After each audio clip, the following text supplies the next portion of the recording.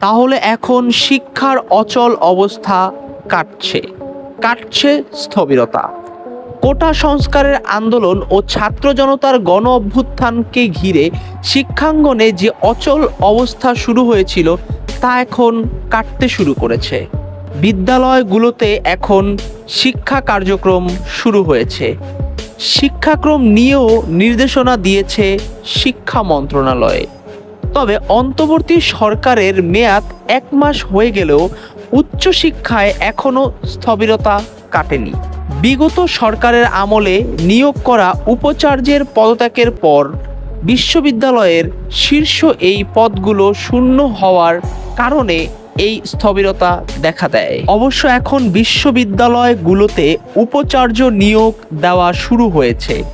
ইতিমধ্যে ঢাকা, রাজশাহী, জাহাঙ্গীরনগর বিশ্ববিদ্যালয় সহ 8টি বিশ্ববিদ্যালয়ে উপাচার্য নিয়োগ হয়েছে।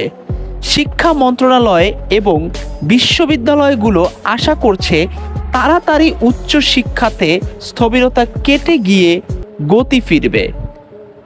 যদিও যোগ্য উপাচার্য নিয়োগ করতে হিমশিম অবস্থায় পড়ে গিয়েছে শিক্ষা মন্ত্রণালয়।